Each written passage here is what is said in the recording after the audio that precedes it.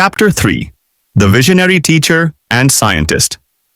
आप जो भी कर सकते हैं या जो भी सपना देख सकते हैं उसे शुरू करें।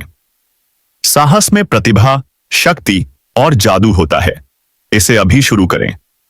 गोएथे देश के महान दिमागों में दूसरों को अपने सपनों को हकीकत में बदलने के लिए प्रेरित करने की क्षमता थी। उनके लिए राष्ट्र उनसे बड़ा था और वे अपने सपनों को साकार करने के लिए हजारों लोगों को आकर्षित कर सकते थे। दिसंबर 2000 में मैंने अध्यापक रत्न टी तोताद्री अयंगर की जन्म शताब्दी समारोह में भाग लिया था। मैंने सेंट जोसेफ कॉलेज तिरुचिरापल्ली 1954 से विज्ञान में स्नातक किया। एक युवा छात्र के रूप में मैंने टी तोताद्री अयंगर को देखा, एक अद्वितीय दिव्य दिखने वाला व्यक्तित्व। हर सुबह कॉलेज परिसर में घूमता और बीएससी, ऑनर्स और एमएससी के छात्रों को गणित पढ़ाता था।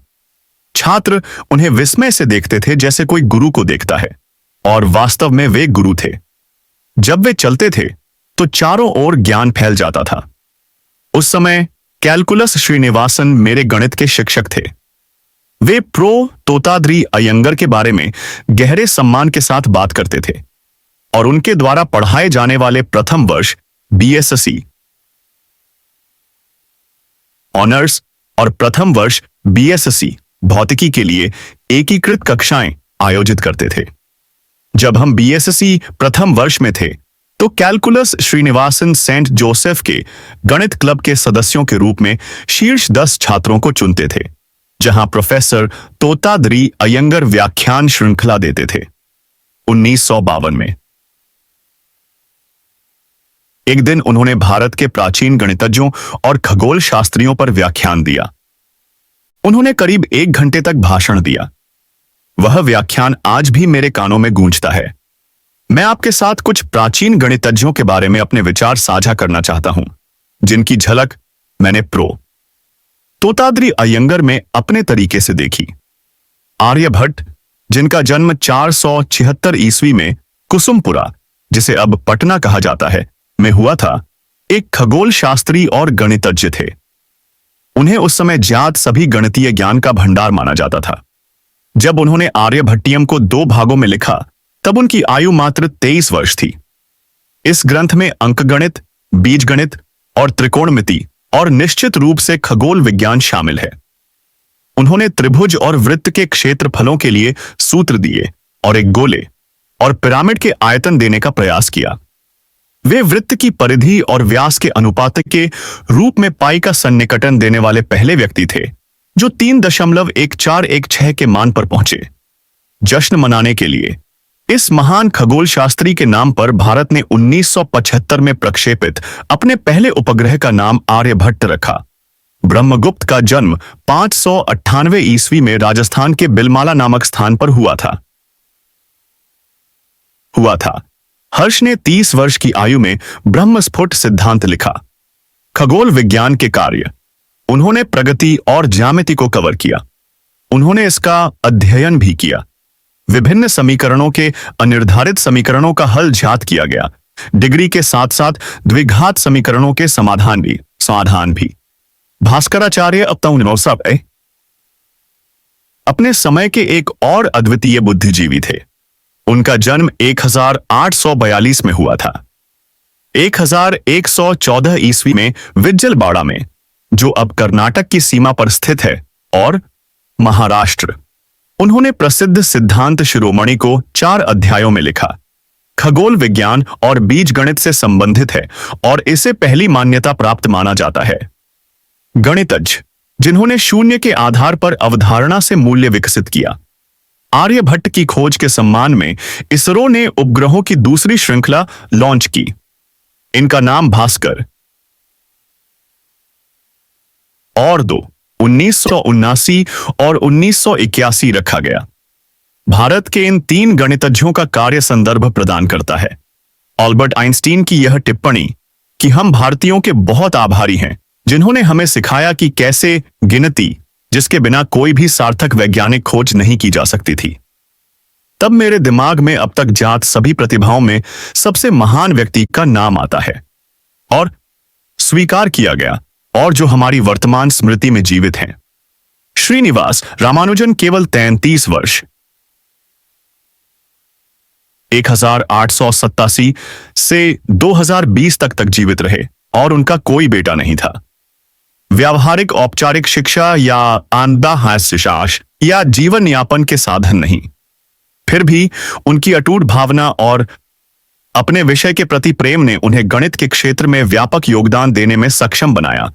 अनुसंधान और उनके कुछ योगदान अभी भी गंभीर अध्ययन के अधीन हैं। गणितज्ञों द्वारा औपचारिक प्रमाण स्थापित करने के प्रयासों को रामानुजन ने अद्वितीय बताया। वह भारतीय प्रतिभा जो प्रोफेसर जैसे कठोर गणितज्ञ का भी हृदय पिघला सकती थी। ट्रिनिटी कॉलेज, कैम्ब्रिज के G.H. हार्डी। वास्तव में यह कहना कोई अतिशयोक्ति नहीं होगी। कहते हैं कि हार्डी ने ही दुनिया के लिए रामानुजन की खोज की थी। हमारे देश में ऐसा क्यों नहीं होता? क्या प्रतिष्ठित वैज्ञानिक हमारे स्कूलों में एक और रामानुजन को खोज सकते हैं?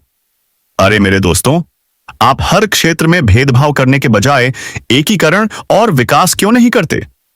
हर पूर्णांक रामानुजन का निजी मित्र है, रामानुजन को श्रद्धांजलि देने वालों में से एक ने कहा, और यह कोई अतिशयोक्ति नहीं थी। प्रोफेसर हार्डी ने 100 के पैमाने पर प्रतिभाओं की रेटिंग करते हुए उनमें से अधिकांश को लगभग 30 की श्रेणी में रखा। दुर्लभ अपवाद को छोड़कर 60 की रेटिंग दी। हालांकि रामानुजन के लिए उन्होंने सुझाव दिया, केवल 100 का मूल्य ही उपयुक्त होगा। रामानुजन या भारतीय विरासत के लिए शिशोआए संगे इससे बेहतर श्रद्धांजलि नहीं हो सकती। रामानुजन के काम में prime number, hyper geometric series, modular function, elliptic function, mock theta function, यहां तक कि मैजिक स्क्वायर सहित विशाल क्षेत्र शामिल हैं। इसके अलावा एलिप्स की ज्यामिति, सर्कल को स्क्वायर करने आदि पर कुछ गंभीर काम भी शामिल है। मुझे उम्मीद है कि गणित के युवा विद्यार्थियों को पढ़ाने और प्रेरित करने वाले प्रतिष्ठित शिक्षक आने वाले वर्षों में अपनी बेजोड़ और महान सेवाएं जारी रखेंगे, जिससे इस क्षेत्र में भारतीय प्रतिभा का विकास सुनिश्चित होगा। प्रो.एस. खगोल शास्त्री चंद्रशेखर ने विदेश में अपने काम में भारतीय गणित की परंपरा को जारी रखा। बेशक गणित सार्वभौमिक है। अब प्रो.सी.एस.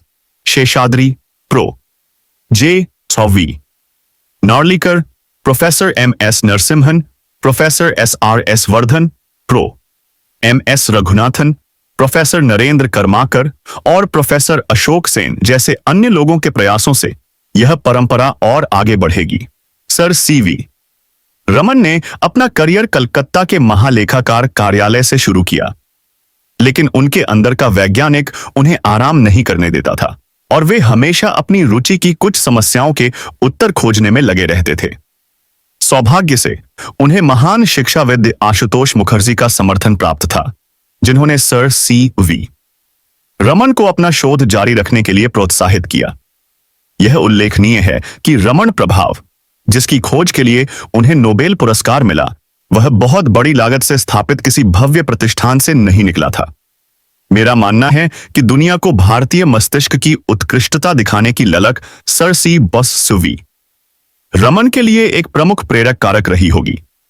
यही बात प्रो.एस. चंद्रशेखर के साथ भी है, जिन्हें ब्लैक होल पर अपने काम के लिए नोबेल पुरस्कार मिला था। कामेश्वर C. वली द्वारा लिखी गई उनकी जीवनी चंद्रा में कुछ दिलचस्प कथन हैं। जैसा कि इसमें बताया गया है, चंद्रा उस समय बड़े हुए जब भारत में विज्ञान, कला और साहित्य का स्वर्णिम युग था, जिसे आंशिक रूप से स्वतंत्रता संग्राम ने प्रेरित किया था। J.K.C. बोस, C.V. रमन, मेघनाथ साहा, श्रीनिवास रामानुजन और रविंद्रनाथ टैगोर को उनकी उपलब्धियों के लिए जाना जाता है। वैज्ञानिक और रचनात्मक प्रयासों में अग्रणी जवाहरलाल नेहरू के साथ राष्ट्रीय नायक बन गए। नेहरू, महात्मा गांधी और कई अन्य। संभवतः उनकी महान सफलता ने रचनात्मकता का माहौल बनाने में मदद की। जो भी हो, यह ध्यान देने योग्य है, जैसा कि चंद्रशेखर ने कहा, कि 1920 से पहले के आधुनिक युग में अंतर्राष्ट्रीय ख्याति या प्रतिष्ठा वाले कोई भारतीय वैज्ञानिक नहीं थे। 1920 और 1925 के बीच हमारे पास अचानक 5 या 6 अंतर्राष्ट्रीय स्तर पर प्रसिद्ध व्यक्ति थे। मैंने खुद इस उल्लेखनीय घटना को आत्म अभिव्यक्ति की आवश्यकता से जोड़ा है, जो राष्ट्रीय आंदोलन के दौरान युवाओं के बीच एक प्रमुख प्रेरणा बन गई थी। यह खुद को मुखर करना राष्ट्रीय आंदोलन का आंदोलन का एक हिस्सा था। भारत एक अधीन देश था, लेकिन विशेष रूप से विज्ञान में हम पश्चिम को उनके अपने क्षेत्र में दिखा सकते थे कि हम उनके बराबर हैं। यहां मैं सर सीवी रमन को उद्धृत करना चाहूंगा, जिन्होंने 1969 में युवा स्नातकों को संबोधित करते हुए कहा था, मैं अपने सामने उपस्थित युवा पुरुषों और महिलाओं से कहना चाहूंगा कि वे आशा और साहस न खोएं। सफलता केवल आपके सामने पड़े कार्य के प्रति साहसी समर्पण से ही प्राप्त हो सकती है। मैं बिना किसी विरोधाभास के यह दावा कर सकता हूं कि भारतीय मस्तिष्क की गुणवत्ता किसी भी ट्यूटनिक, नॉर्डिक या एंग्लो सैक्सन मस्तिष्क की गुणवत्ता के बराबर है। हमारे पास शायद साहस की कमी है, हमारे पास शायद प्रेरक शक्ति की कमी है जो हमें कहीं भी ले जाती है। मुझे लगता है कि हमने हीन भावना विकसित कर ली है। मुझे लगता है कि आज भारत में जिस चीज की आवश्यकता है वह है उस पराजयवादी भावना का विनाश। हमें जीत की भावना की आवश्यकता है, एक ऐसी भावना जो हमें सूर्य के नीचे हमारे उचित स्थान पर ले जाए, एक ऐसी भावना जो यह पहचान सके कि हम एक गौरवशाली सभ्यता के उत्तराधिकारी के रूप में इस ग्रह पर अपने उचित स्थान के हकदार हैं। यदि वह अदम्य भावना जागृत हो जाए तो हमें अपने उचित भाग्य को प्राप्त करने से कोई नहीं रोक सकता। इसी तरह दूर दूर तक ऐसे अन्य लोग भी उभरे जो अपने अपने क्षेत्र में महान थे। दिलचस्प बात यह है कि महान संतों की एक संगीत त्रिमूर्ति त्यागराज स्वामीगल, मुथुस्वामी दीक्षितार और श्यामा शास्त्रीगल भी उसी समय दक्षिण भारत में 50 किलोमीटर के दायरे में उभरे। हमें इस बात पर ध्यान देना चाहिए कि स्वतंत्रता के आंदोलन ने कला, विज्ञान, प्रौद्योगिकी, अर्थशास्त्र, इतिहास और साहित्य के क्षेत्र में सर्वश्रेष्ठ नेताओं को जन्म दिया जो दुनिया के सर्वश्रेष्ठ लोगों के साथ खड़े हैं। हाल के दिनों में भी हमने महान दूरदर्शी वैज्ञानिकों का उदय देखा है। खास तौर पर मुझे 3 वैज्ञानिकों D.S. कोठारी, डॉक्टर होमी जे. भाभा और डॉक्टर विक्रम साराभाई के जीवन में दिलचस्पी थी। मैं वैज्ञानिक और तकनीकी क्षेत्रों में उनके नेतृत्व गुणों के बारे में और अधिक जानना चाहता था। उन्होंने इन तीनों को राष्ट्र के विकास से जोड़ने में मदद की। वे 3 महान संस्थानों DRDO, DAE, ISRO के संस्थापक हैं। दिल्ली विश्वविद्यालय के प्रोफेसर D.S. कोठारी एक उत्कृष्ट भौतिक विज्ञानी और खगोल भौतिकीविद थे। वे ग्रहों जैसे ठंडे सघन पिंडों में दबाव द्वारा पदार्थ के आयनीकरण के लिए जाने जाते हैं। यह सिद्धांत उनके गुरु मेघनाद साहा के थर्मल आयनीकरण के युगांतरकारी सिद्धांत का पूरक है। D.S. कोठारी ने 1948 में रक्षा मंत्री के वैज्ञानिक सलाहकार बनने पर भारतीय रक्षा कार्यों में एक वैज्ञानिक परंपरा स्थापित की। उन्होंने सबसे पहला काम इलेक्ट्रॉनिक सामग्री, परमाणु चिकित्सा और बैलिस्टिक विज्ञान में अनुसंधान करने के लिए रक्षा विज्ञान केंद्र की स्थापना करना था। उन्हें भारत में रक्षा विज्ञान का वास्तुकार माना जाता है। हम भारतीय विज्ञान संस्थान में एक शोध पीठ के माध्यम से इस महान दिमाग का जश्न मना रहे हैं। भाभा ने कैम्ब्रिज विश्वविद्यालय में सैद्धांतिक भौतिकी में शोध किया। 1930 से 1939 तक होमी भाभा ने ब्रह्मांडीय विकिरण से संबंधित शोध किया। 1939 में वे IISc बैंगलोर में सर C.V. रमन से जुड़े। बाद में उन्होंने परमाणु और गणितीय विज्ञान पर ध्यान केंद्रित करते हुए Tata institute of fundamental research की स्थापना की। उन्होंने 1948 में मार्था मायुजे परमाणु ऊर्जा योग की स्थापना की।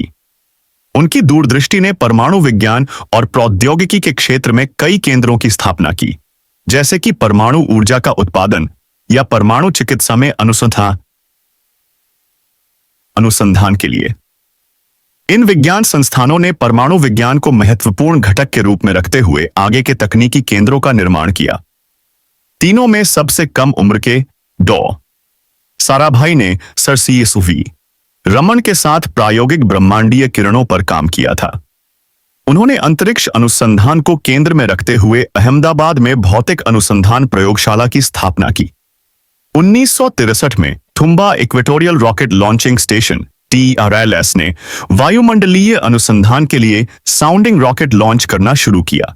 डॉश साराभाई ने अंतरिक्ष विज्ञान और प्रौद्योगिकी केंद्र SSTC की स्थापना की और इसके निदेशक थे।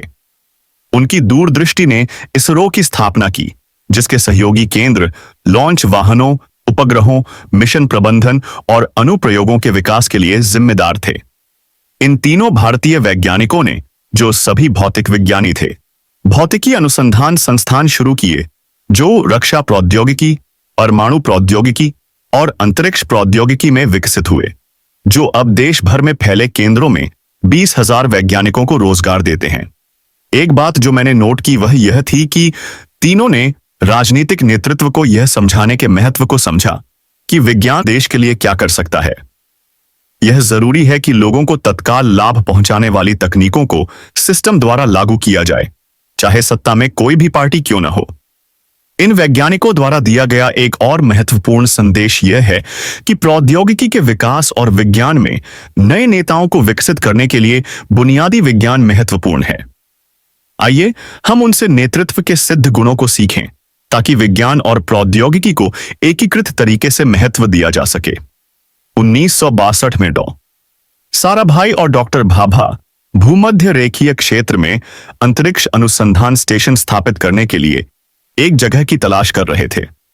केरल में थुम्बा सबसे उपयुक्त पाया गया, क्योंकि यह भूमध्य रेखीय क्षेत्र के पास था और आयनमंडलीय अनुसंधान के लिए आदर्श था।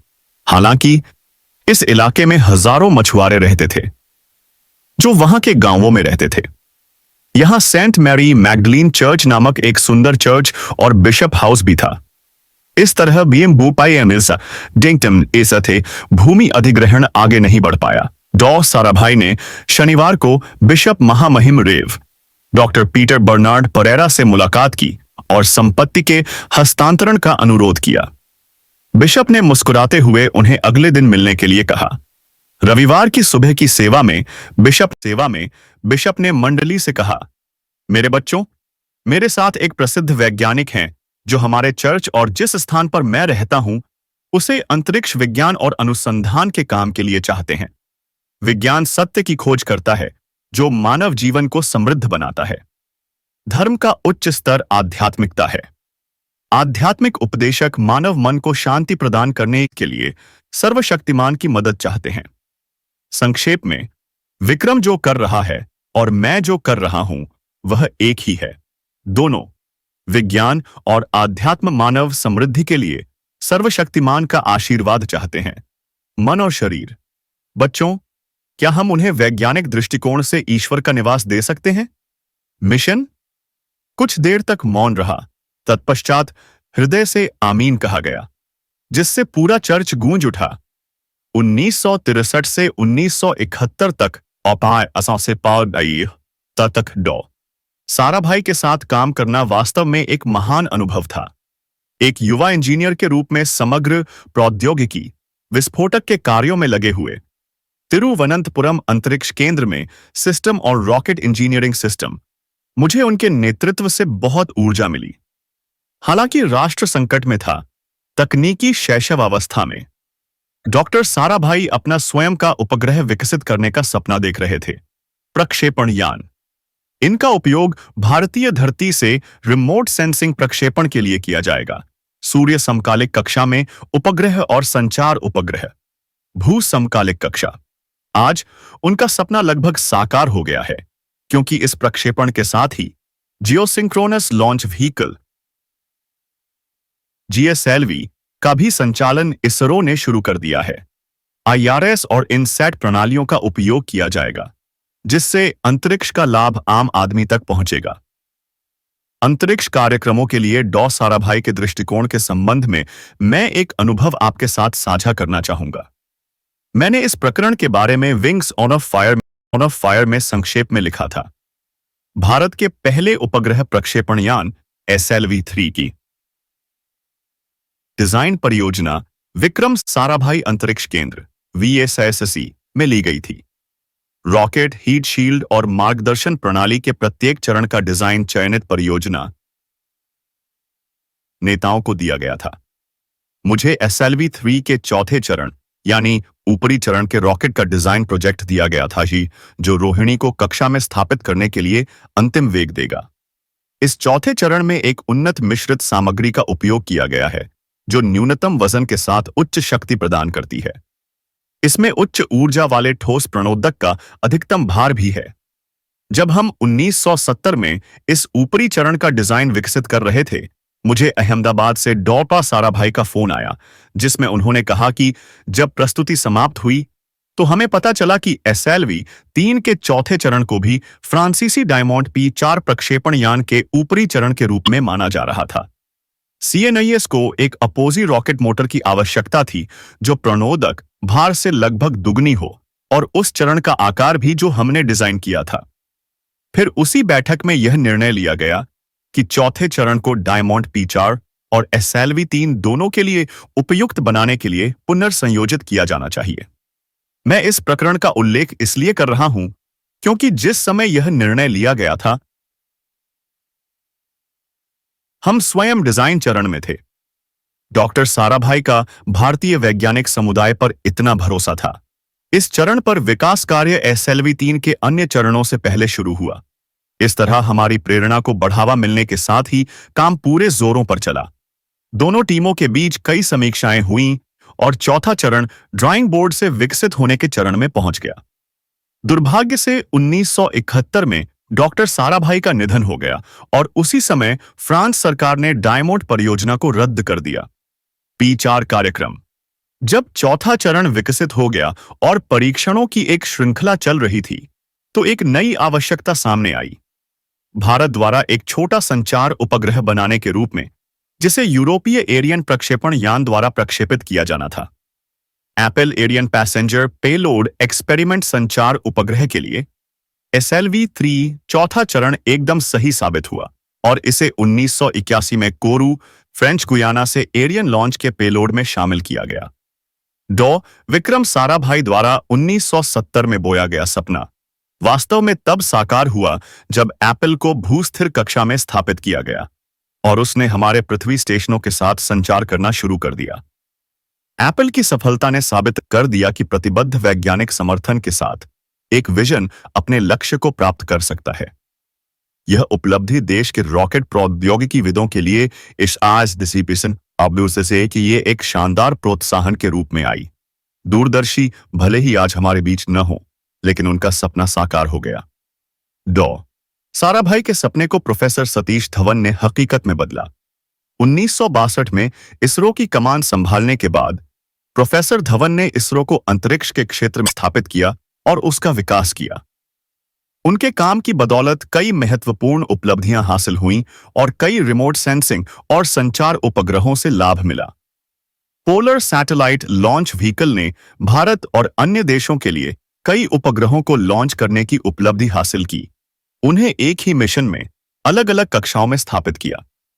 का एक महत्वपूर्ण सबक प्रोफेसर धवन से सीखा था। जब मुझे 1972 में SLV-3 का परियोजना निदेशक नियुक्त किया गया था, जिसका काम रोहिणी को पृथ्वी की कक्षा में स्थापित करने वाले पहले उपग्रह प्रक्षेपण यान को डिजाइन करना, विकसित करना और प्रक्षेपित करना था। वह यह था कि जब एक परियोजना निदेशक नियुक्त किया जाता है तो पूरा संगठन इसरो के अध्यक्ष सहित उसकी सफलता के लिए काम करता है। यह एक ऐसा सबक है जो उन सभी अन्य परियोजनाओं में स्थायी मूल्य का रहा है जिन पर मैंने काम किया है। विभिन्न परियोजनाओं और कार्यक्रमों में 3 विभागों में 40 से अधिक वर्षों तक काम करने के बाद मैंने जो दूसरी चीज सीखी है वह यह है कि आप एक परियोजना नेता के रूप में तभी सफल होंगे जब आप याद रखेंगे कि परियोजना बड़ी है। जहां भी परियोजना नेता खुद को परियोजना से बड़ा बनाने की कोशिश करता है, उद्यम को नुकसान होता है। मुझे 1980 के दशक की शुरुआत में इसरो मुख्यालय बेंगलोर में निदेशक प्रक्षेपण यान कार्यक्रम प्रणाली के रूप में काम करने की याद आती है, जब हम प्रक्षेपण वाहनों के प्रदर्शन और लागत प्रभावशीलता पर बहस कर रहे थे। 1991 में वीएसएससी तिरुवनंतपुरम के वैज्ञानिकों ने अन्य इसरो केंद्रों की मदद से दो बड़े स्ट्रैप ऑन बूस्टर के साथ पीएसएलवी कोर वाहन का एक विन्यास विकसित किया। उड़ान भरने के समय पीएसएलवी का वजन लगभग 400 टन था। प्रो धवन एक वैकल्पिक और सरल विन्यास का अध्ययन करना चाहते थे। मैं और मेरे कुछ सहयोगियों ए शिवथानु पिल्लई, एन सुंदर राजन और के पद्मनाभ मेनन ने इष्टतम विन्यास के लिए मिशन, प्रौद्योगिकी और व्यवहार्यता अध्ययन किए। टीम ने कई विकल्प तैयार किए, जिसमें एक उन्नत ठोस प्रोपेलेंट बूस्टर स्ट्रैप ऑन के रूप में SLV-3 के पहले चरण के रॉकेट का उपयोग करना। इससे उड़ान के समय पीएसएलवी का वजन केवल 75 टन रह गया। प्रो धवन लगभग रोजाना मेरे छोटे से कमरे में आते थे, जो उनके कार्यालय के पास था, और संभावित विन्यास विकल्प पर बहस करते थे। वे स्वयं गणित फर सिस्टम इंजीनियरिंग पृष्ठभूमि वाले एक अग्रणी वायुगतिकीय विशेषज्ञ थे और अपने विचारों को ब्लैक बोर्ड पर चित्रित करते थे और हमें और अधिक होमवर्क करने के लिए कहते थे। हमने जीएसएलवी के रूप में क्रायोजेनिक ऊपरी चरण के साथ पीएसएलवी के विकास के अवसरों और पूर्व भू समकालिक मिशनों को लॉन्च करने की संभावना का भी अध्ययन किया। प्रोआ धवन ने विशेषज्ञों और इसरो टीमों के बीच चर्चा के लिए दो सबसे पसंदीदा विन्यास रखे। लंबी अवधि की योजनाओं को ध्यान में रखते हुए विस्तृत जांच और बहस हुई, और उन्होंने मेरे लॉन्च वाहन टीम द्वारा प्रस्तावित पीएसएलवी विन्यास को चुना। प्रो धवन ने उपग्रहों और अनुप्रयोग कार्यक्रमों को ध्यान में रखते हुए पीएसएलवी और जीएसएलवी के संचालन के भविष्य के परिदृश्य पर विचार किया और इस अद्वितीय विन्यास पर निर्णय लिया, और अगले 15 वर्षों के लिए इसरो के लिए रोड मैप तैयार किया। मैंने और प्रो नरसिम्हा ने एक पुस्तक प्रकाशित की, द्रव यांत्रिकी और अंतरिक्ष प्रौद्योगिकी में विकास,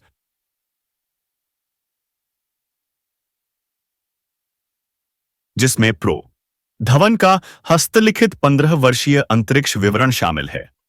चुने गए पीएसएलवी कॉन्फ़िगरेशन के आधार पर मेरे लिए 31 मई 1982 का दिन यादगार है। प्रो धवन ने मुझे एक अपरंपरागत तरीके से विदाई दी। उन्होंने भविष्य के लॉन्च वाहन कार्यक्रम पर चर्चा करने के लिए इसरो परिषद की बैठक बुलाई।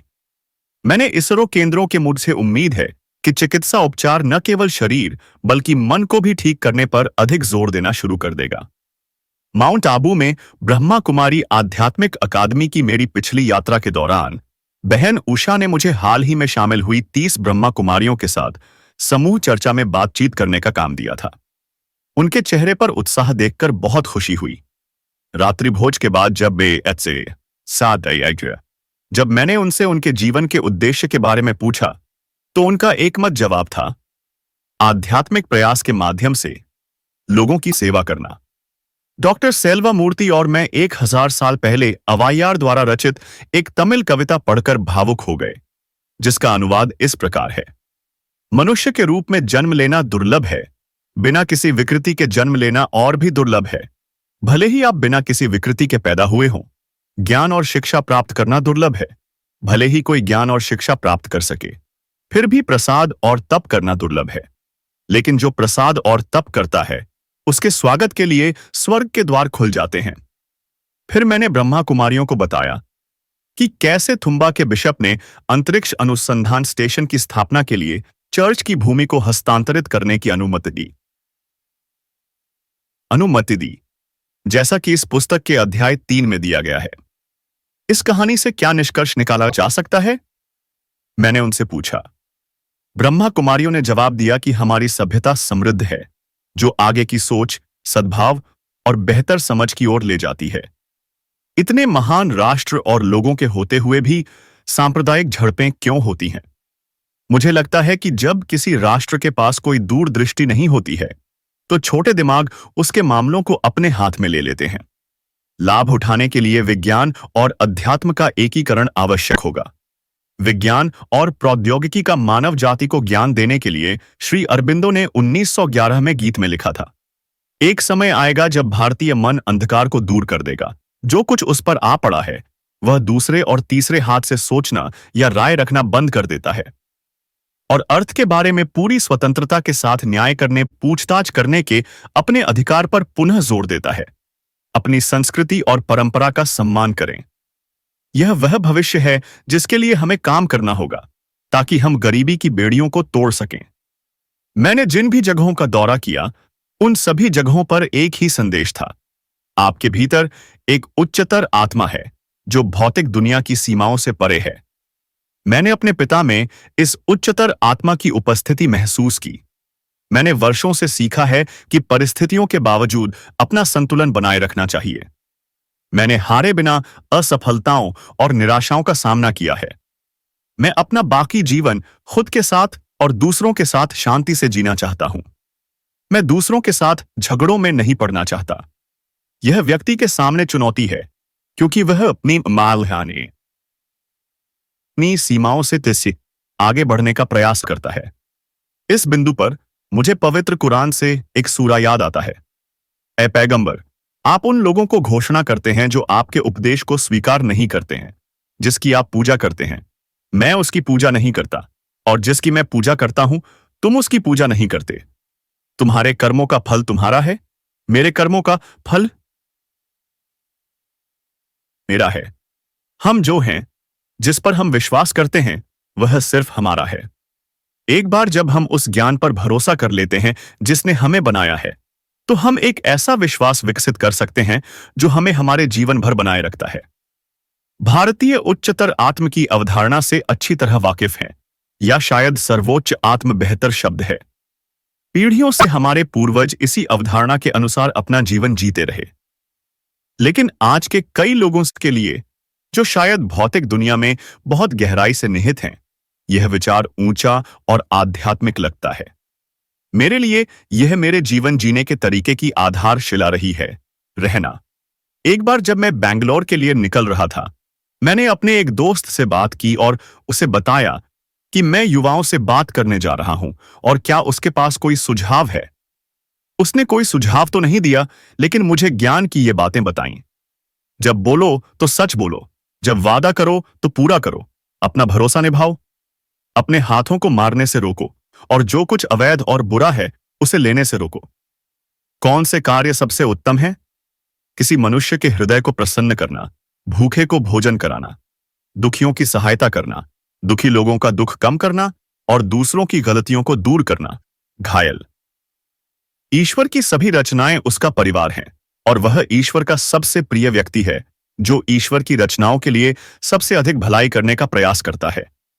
ये पैगंबर मोहम्मद की कही बातें हैं। मेरे जिस मित्र ने मुझे ये बताया, वह तमिलनाडु के एक दीक्षार्थी का परपोता और एक गणपतिगल वैदिक विद्वान का पोता है। वह कोई और नहीं बल्कि वाइडेस राजन है। ऐसा दृष्टिकोण केवल हमारे देश में ही संभव है।